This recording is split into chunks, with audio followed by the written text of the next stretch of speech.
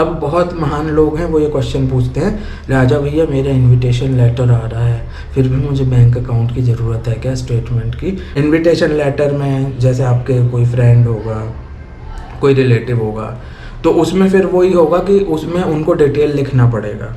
तो नमस्कार दोस्तों, राजा भैया ब्राज़ील वाले में एक बार फिर से आप सभी का हार्दिक स्वागत है। तो दोस्तों बहुत इंपॉर्टेंट जानकारी लेके आया हूँ। ब्राज़ीलियन टूरिस्ट वीज़ा कैसे अप्लाई करते हैं, क्या डॉक्यूमेंट्स लगते हैं, उसके बारे में मैं डिटेल लेके आया हूँ आज। टूरिस्ट वीज़ा पे ऑलरेडी मैं वीडियो बना चुका हूँ, लेकिन सालों पहले बनाए थे, फिर इन्फॉर्मेशन जो है वो आउटडेटेड हो जाती है, कुछ नई चीज़ें ऐड हो जाती है, न्यू लॉ ऑफ माइग्रेशन आया था, तो एक नया वीडियो लेके आए हैं थोड़े डिटेल्स के साथ। और ये जो वीडियो है ये पूरा लीगल है और जो ब्राज़ीलियन गवर्नमेंट की वेबसाइट है उस पर सारी जानकारी उपलब्ध है। ठीक है, तो ब्राज़ीलियन गवर्नमेंट की जो वेबसाइट है जहाँ से मैंने इन्फॉर्मेशन ली है उनकी डिस्क्रिप्शन में लिंक है, तो आप खुद खोल के भी देख सकते हो और अप्लाई कर सकते हो।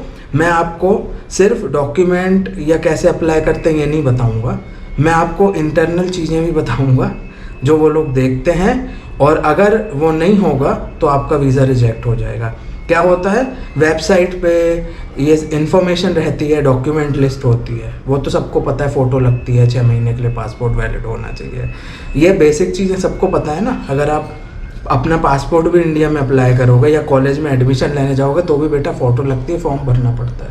ठीक है, ये बेसिक जानकारियाँ वेबसाइट पे रहती हैं, लेकिन वो लोग क्या देखते हैं, उन्हें क्या चाहिए, ये सब चीज़ें नहीं रहती।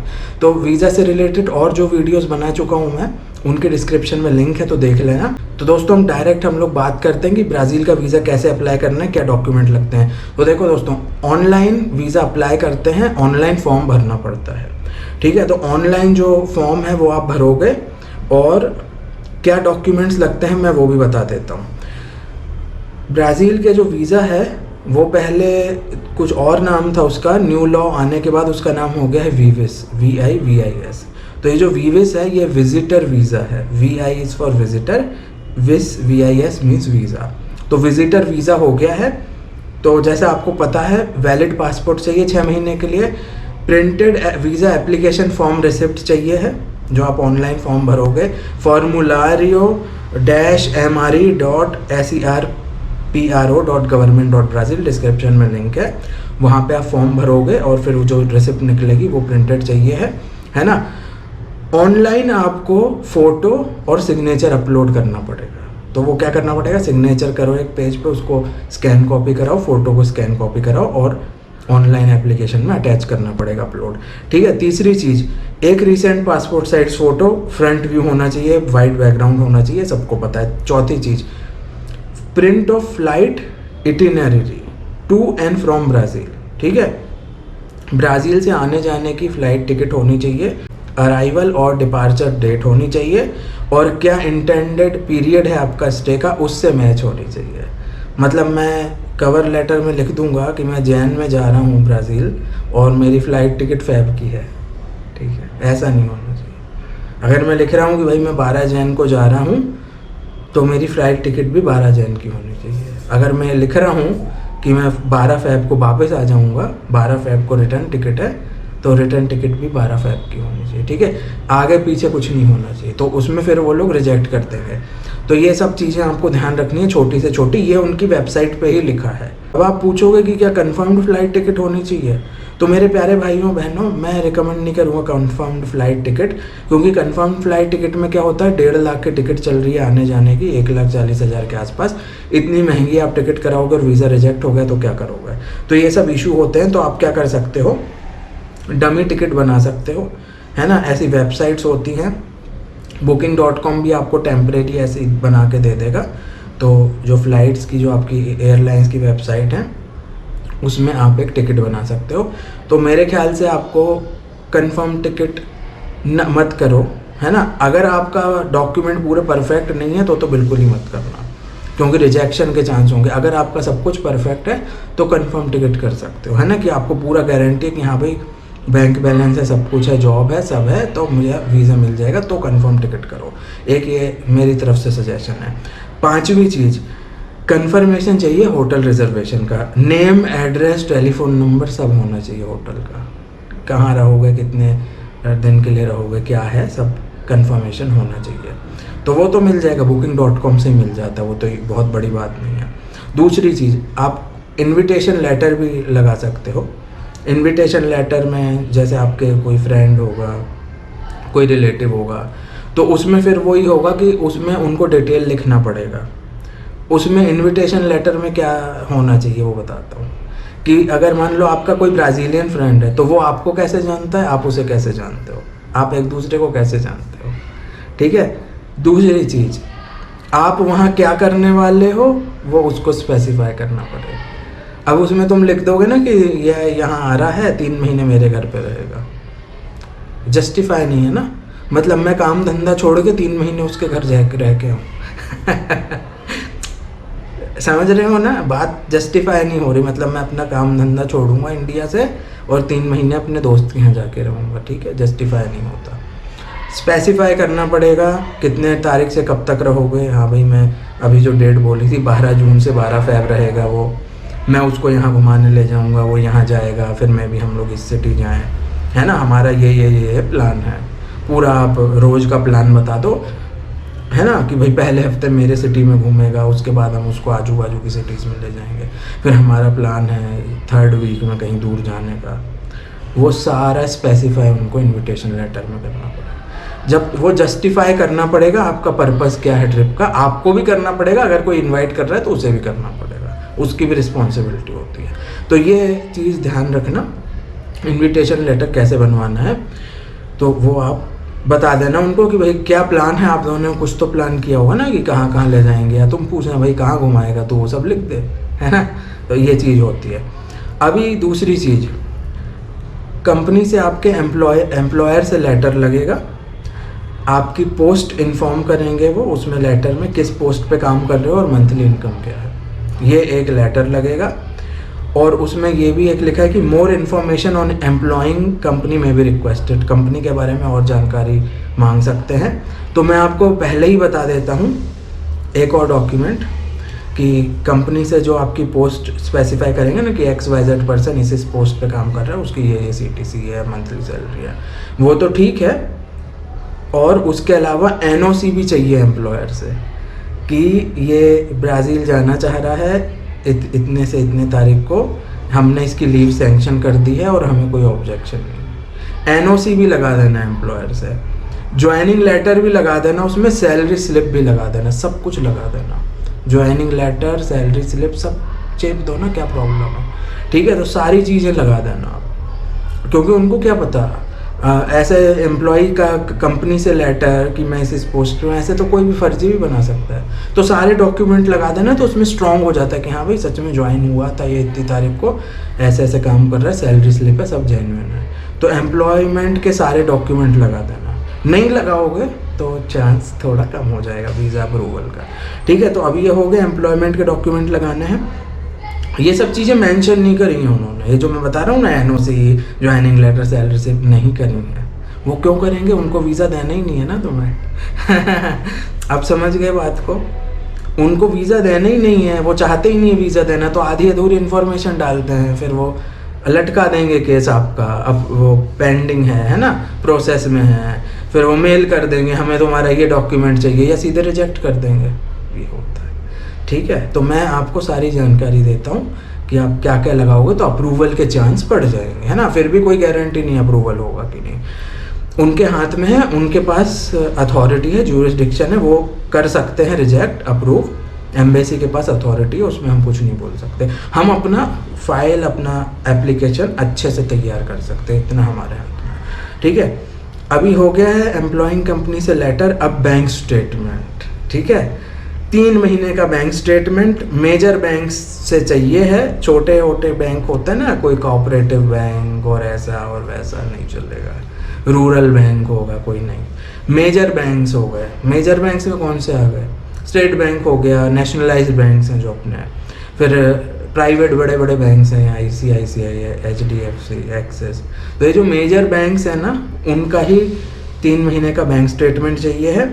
ओरिजिनल डॉक्यूमेंट चाहिए है भैया, उसका ओरिजिनल डॉक्यूमेंट चाहिए है। जो बैंक स्टेटमेंट होगा उस पे ब्रांच मैनेजर की सील और सिग्नेचर चाहिए है, और यहाँ जो है ना मुंबई कॉन्सुलेट, वो तो और ख़तरनाक है। उसने तो ये कहा था कि उसको यहाँ की जो महाराष्ट्र की होम डिपार्टमेंट है ना, उससे भी अटेस्ट कराओ। तो जितना ज़्यादा उस पर करा सकते हो ना अटेस्टेशन बैंक स्टेटमेंट, वो करा के ही देना, नहीं तो रिजेक्शन का चांस हो जाएगा। तो प्रॉपर उस पर मैनेजर की सील, साइन, सिग्नेचर सब करा लेना। और किसी से भी अटेस्ट कराना है तो आप करा सकते हो, नो इशू। अब बहुत महान लोग हैं, वो ये क्वेश्चन पूछते हैं, राजा भैया मेरा इनविटेशन लेटर आ रहा है, फिर भी मुझे बैंक अकाउंट की ज़रूरत है क्या, स्टेटमेंट की? बेटा सब ज़रूरत है आपको, ठीक है। नहीं लगाओगे तो वीज़ा रिजेक्ट हो जाएगा। 101% स्टाम्प पेपर पे लिख के दे सकता हूँ तुम्हें, ओके। प्रूफ ऑफ रिस्पॉन्सिबिलिटी में उनका लेटर नहीं चाहिए किसी बाहर का, क्लियर लिखा हुआ है, sponsorship letter from friends relative company won't be accepted, कि हाँ भैया मैं इसकी जिम्मेदारी ले रहा हूँ। ऐसे कई लोग लिखवा लेते हैं, तो मैं भी लिख के दे देता हूँ ना। मैं भी लिखने में क्या जाता है, मैं लिख दे रहा हूँ ना, मैं XYZ पर्सन मेरा ब्राज़ील से आ रहा है, मैं उसकी रिस्पॉन्सिबिलिटी लेता हूँ, मैं लिख के भेज देता हूँ। लेकिन ऐसा नहीं होता।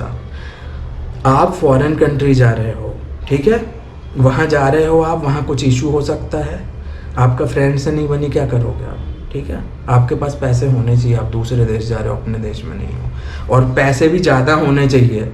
ब्राज़ीलियन एम्बेसी का तो उन्होंने वेबसाइट पे ये डाला था बहुत पहले, $150 पर डे के हिसाब से पैसे होने चाहिए आपके पास। तो 150 इंटू आप करके देख लो कन्वर्ट डॉलर पे, तो इतना पर डे आपके पास पैसा होना चाहिए, ठीक है।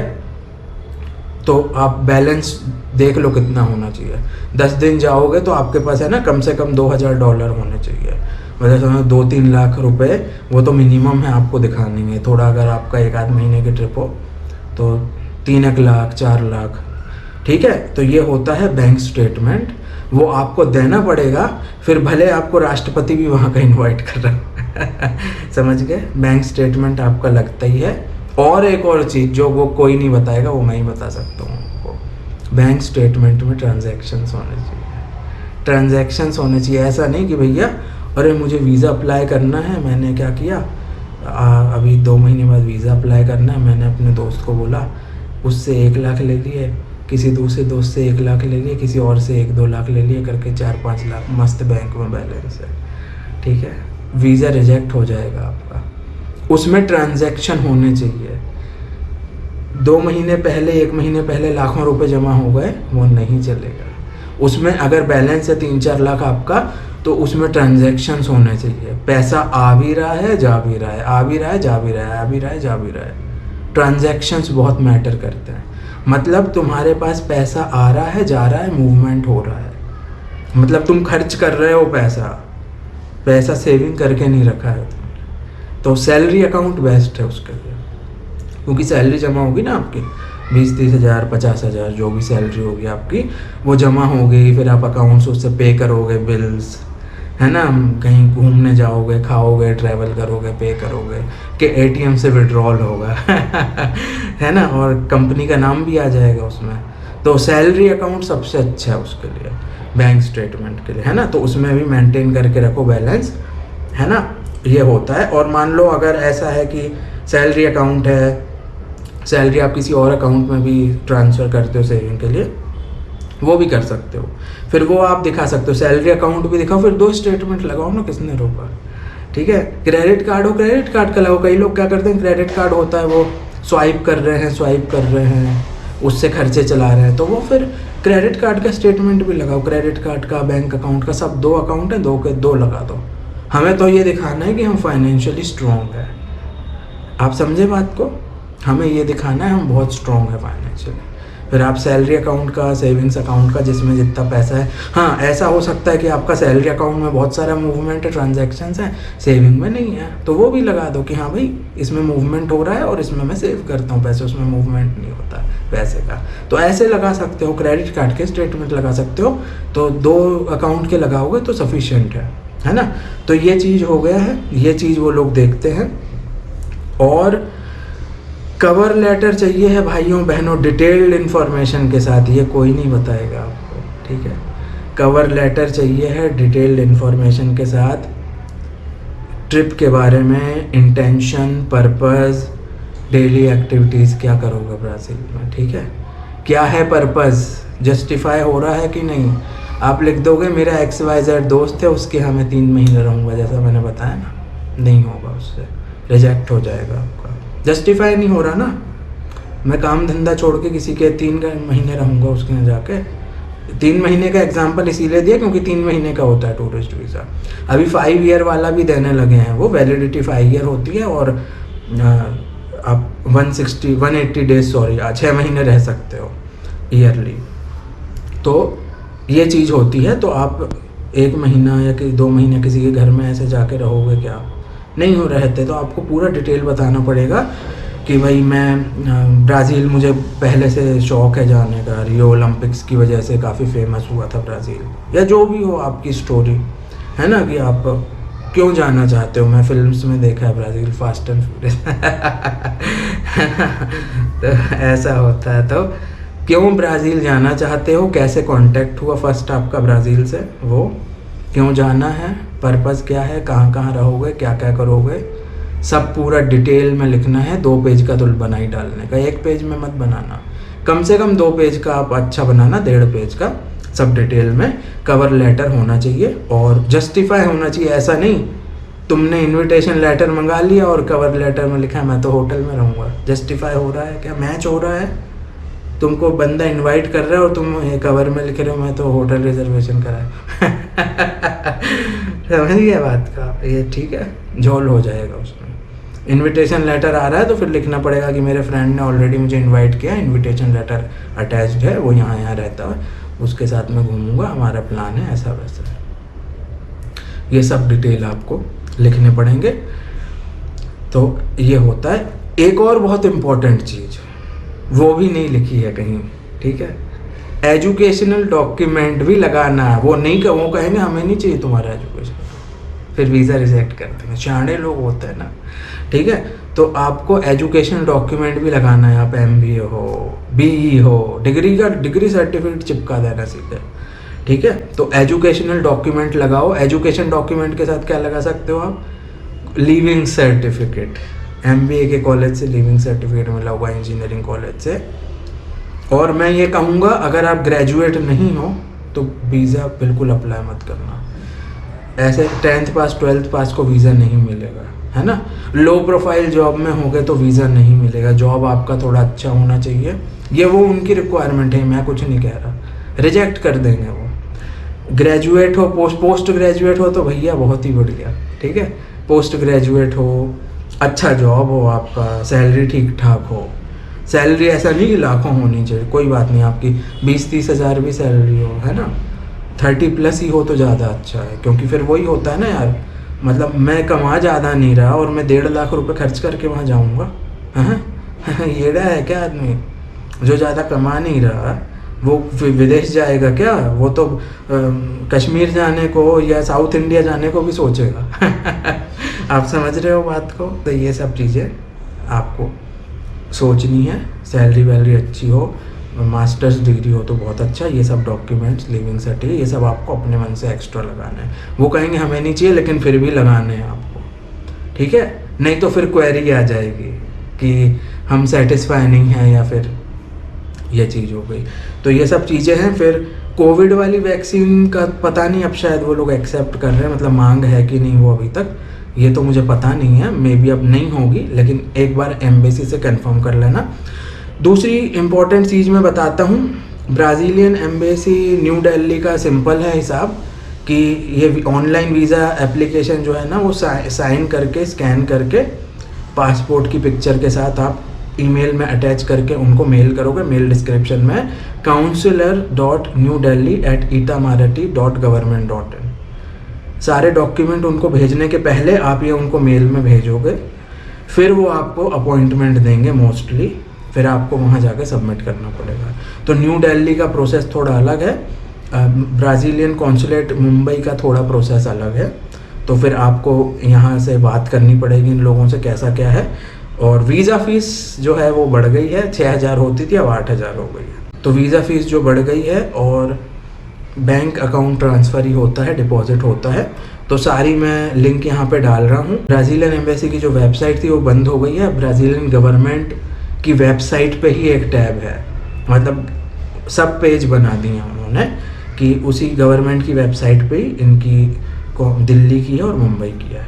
ठीक है, तो वो अटैच कर रहा हूँ। क्या टाइप के वीज़ा हैं वो सब डिटेल हैं। ब्राज़ीलियन एम्बेसी न्यू दिल्ली की साइट की अटैच कर रहा हूँ, ब्राज़ीलियन कॉन्सुलेट मुंबई की साइट अटैच कर रहा हूँ, वीज़ा फ़ीस की अटैच कर रहा हूँ मैं, है ना। तो ये सब आप डॉक्यूमेंट देख लेना। और consulate general of Brazil Mumbai की है अटैच कर रहा हूँ मैं। कुछ जनरल रिक्वायरमेंट है वीज़ा की, वो भी अटैच कर रहा हूँ। तो ये सारे मैं डिस्क्रिप्शन में डाल रहा हूँ, तो आप आराम से खोल के पढ़ लेना, देख लेना। जो मैंने चीज़ें बताई हैं ये अगर आपने नहीं करी, कोई मिस कर दी ना कि अरे हट एजुकेशन डॉक्यूमेंट कौन मांग रहा है, उनने तो कोई रिक्वायरमेंट नहीं करी, आप समझ रहे हो बात को, उन्होंने कोई रिक्वायरमेंट नहीं दी है, तो फिर आपका वीज़ा रिजेक्ट हो जाएगा। नहीं दी है फिर भी आपको लगाना है, आपको अपना केस स्ट्रॉन्ग बनाना है, फाइल स्ट्रॉन्ग बनानी है ना। हम जब कोई जॉब अप्लाई करते हैं तो हम कैजुअल पहन के भी जा सकते हैं ना ऐसा होता है। उन्होंने कहा है क्या फॉर्मल, मैंने नहीं कहा, कैजुअल पहन के भी जा सकते हो तुम, लेकिन नहीं जाते आप। प्रॉपर फॉर्मल शू, बढ़िया हेयर स्टाइल, शेव करके जाते हैं। MBA में तो हमको बोलते थे भाई शेव करके जाओ इंटरव्यू में, प्रॉपर जेंटलमैन बन के, प्रॉपर इंग्लिश में आप बोलो, ठीक है।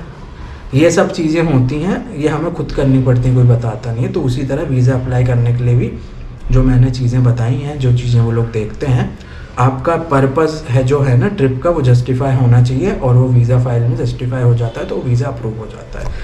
तो भाइयों बहनों, कैसी लगी ये जानकारी कृपया कमेंट करके बताइए। कोई और हेल्प चाहिए हो, जानकारी चाहिए हो तो बिल्कुल बताइए आप, है ना। सारी डिस्क्रिप्शन में सारी लिंक है, वीज़ा फॉर्म भरने की, एम्बेसी का एड्रेस, ईमेल एड्रेस, अगर आप दिल्ली में अप्लाई कर रहे हो तो उनको ईमेल भेज सकते हो अप्लाई करने के बाद में फिर डॉक्यूमेंट भेजिए, और ये ही प्रोसेस है, और वीज़ा अप्रूव होने का चांस बहुत हाई हो जाएगा अगर ये सब चीज़ें आपने फॉलो कर ली। तो कमेंट करके बताइएगा वीडियो कैसा लगा। वीडियो देखने के लिए बहुत बहुत धन्यवाद। जय हिंद, भारत माता की जय, वंदे मातरम।